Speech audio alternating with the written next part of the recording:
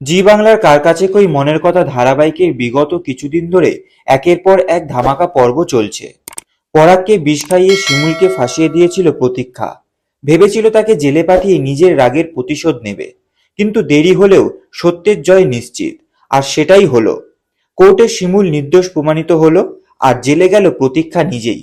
যে ভাইকে এত বিশ্বাস করেছিল সেই ভাইয়ের বউই বিষ খাওয়ালো। এটা ভেতর থেকে নাড়িয়ে দিচ্ছে পরাগকে। এবার নিজেই প্রশ্ন করতে শুরু করেছে, কাদের বিশ্বাস করলাম। তবে এমনটাই যে হওয়ার ছিল তা আগেভাগেই কিছু আন্দাজ করতে পেরেছিল দর্শকেরা। কোর্ট থেকে বেরিয়ে পরাগের বাড়ি নয়, বিপাশা ও বাকি পাড়ার বান্ধবীদের বাড়িতেই উঠেছে শিমুল। তবে শেষ একবার তাকে যেতেই হবে পুরনো শ্বশুরবাড়িতে জামাকাপড় আনতে।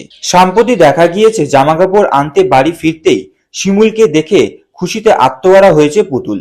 চোখে জল থাকলেও মেয়েটা মুক্তি পেয়েছে সেটার জন্য খুব খুশি। অবশ্য আরো একটা খুশির কারণ রয়েছে, সেটা হলো স্যারের সাথে বিয়ে হতে চলেছে তার। এরপর শাশুড়ির থেকে অনুমতি নিয়ে নিজের ঘরে যেতে চায় শিমুল, তবে তার সাথে কাউকে যেতে বলে। এই সময় পরাগ নিজে থেকেই এসে জানায় সে বাইরে অপেক্ষা করছে। পুতুলকে নিয়ে ঘরে গিয়ে নিজের জামাকাপড় ও মায়ের দেওয়ার জিনিসপত্র গুছিয়ে নিয়ে চলে যাওয়ার আগে মধুবালাকে ব্যাগ চেক করে নিতে বলে শিমুল, যাতে পরবর্তীকালে কোনো নতুন অপবাদ না পেতে হয়। ব্যাগে গয়না নেই দেখে শাশুড়ি তাকে গয়না নেওয়ার অনুরোধ করলেও সে কিছুতেই নিতে রাজি হয় না। শেষে শিমুল বলে পুতুল দিকে বিয়েতে এই গয়নাগুলো দিও। এরপর চলে যাওয়ার জন্য দরজার দিকে এগোতেই ডাক দেয় পরাগ। শিমুলকে আরো একটা শেষ সুযোগ দেওয়ার কথা বলে পরাগ। এ কথা শুনে শিমুলের কিছু বলার আগেই উত্তর দিয়েছে পুতুল। পুতুল বলে ওঠে, ন্যাকার ধাড়ি এসেছে একটা, লজ্জাও করে না এমন কথা বলতে। এতদিনে তোর ক্ষমা চাওয়ার কথা মনে থাকেনি গো। এমনকি শেষ ব্যঙ্গ করে বলে, কেন গো তোমার প্রিয়াঙ্কা কোথায় গেল।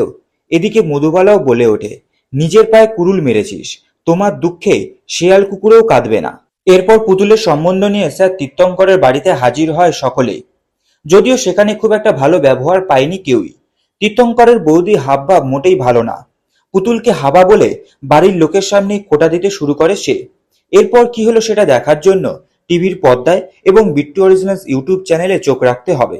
তবে পরাগ শিমুলের জন্য কান্না দেখে সেটাকে কুমির কান্না বলে কটাক্ষ করছে নেটিজেনরা। তো বন্ধুরা, এরকম সিরিয়াল সংক্রান্ত বিষয়ে আপডেট পেতে হলে আমাদের চ্যানেলটিকে সাবস্ক্রাইব করে রাখতে হবে এবং পাশে থাকা বেল আইকনটিকে প্রেস করে রাখতে হবে।